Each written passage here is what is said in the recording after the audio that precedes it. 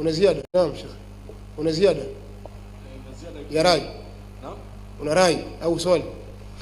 Na ziada kidogo tu katika swala moja linanitatiza nje kidogo na mada. Swala lenyewe ni kwamba Sheikh, baada ya salamu kuna zile adhkari kwamba kila mmoja afanye peke yake katika sunna. Sasa kuna kauli ambazo zimethibiti kwamba mtu anaweza akafanya kwa sauti peke yake, na kuna ile mtu anakaa kimya. Sasa sijui katika hili kwamba kauli yenye nguvu katika hili. Kunyanyua sauti imethibiti. Naam. Kunyanyua sauti katika adhkari kwa mtu peke yake, kila mmoja peke yake imethibiti. Ili mradi isilete tashwishi kwa watu wengine. Aha. Lakini kunyanyua sauti imethibiti katika kuleta adhkari. Lakini si kwa pamoja. Sawa sawa. Si bi sauti jamai, kwa sauti ya pamoja la. Na pia hadina khilafu kati ya wanachuoni.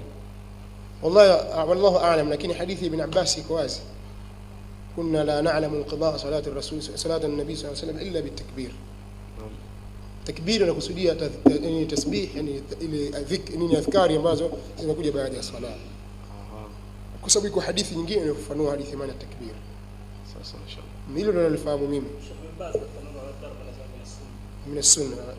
Lakini nilipata kusikia kidogo kwamba kuna khilafu, kuna kauli nyingine kwamba Mtume sallallahu alaihi wasallam aliwaambia kwamba wale watu 40 anfusakum zoneni. Sasa hii ilikuwa katika nini, katika vita, na watu walikuwa wakimomba Mwenyezi Mungu kwa sauti, kumomba Allah kwa sauti.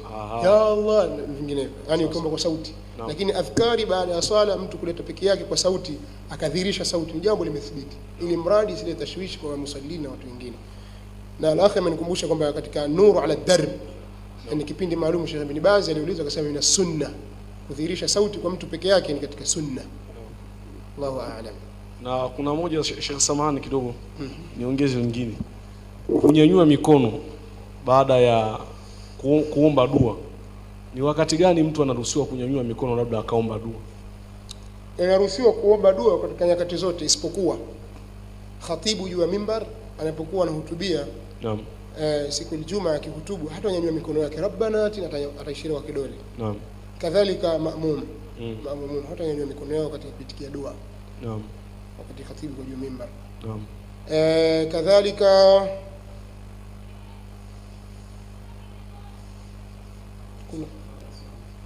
baada ya swala ya faradhi.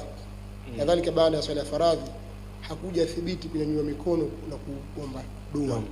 Naam. Kuna sehemu kama 3-4 lakini nimezisahau. Naam. Subhanallah. Lakini sehemu nyingine zote zilizobakia ni katika adabu za dua kunyanyua mikono. Adabu katika sunna. Naam. Na hadithi zilizokuja kunyanyua raf'u al-yadaini lidua ni mutawatira. Naam. Tena ni mutawatir mutawatir ma'nawi. Naam. Mutawatir za kimaana. Tumefahamu, yani imepokewa sehemu mbalimbali, mtume yuko Uhud, yuko Badri, yuko wapi mahali fulani amenyanyua mkono kwa akiomba. Na mara nyingine hata kama ikiwa iko juu mimbar, lakini kama ni swala ya anaomba istisqa, mathalan ni mvua, ananyanyua mkono Allahumma aghithna Allahumma aghithna, itafaa. Sasa tumefahamu. Naam. Wallahu a'lam. Unapo kuzidi. Endelea. Alafu tutakupa nafasi. Inshallah. Sheikh, lingine katika masala ya ndoa, katika swala la mzinifu, kwamba lina wajihi mbili, kwamba kuna wengine wanasema kwamba mzinifu kama atazini na ikathibiti kwamba huyu amezini, labda hakuna namna ya kumpitishia hadi na nini, inaswihi kumuozesha, na kuna kauli nyingine haiswihi. Sasa sijui kauli ipi yenye nguvu katika kauli hizo mbili. Inasihi kumuozesha ikiwa, lakini atamuoa mtu mfano wake ila atakapokuwa ametubia kwa Allah tabaraka wa taala, akaacha zina na akasimama katika mstari wa sawa sawa, taba wa aslah, akawa amefanya uzuri katika, akarudi katika mstari wa sawa sawa, ataoa mtu mwingine yote ambaye katika mstari wa sawa sawa, kadhalika mwanamke. Lakini kitu kikubwa ni tauba sawa sawa kwa Allah tabaraka wa taala. Wallahu a'lam.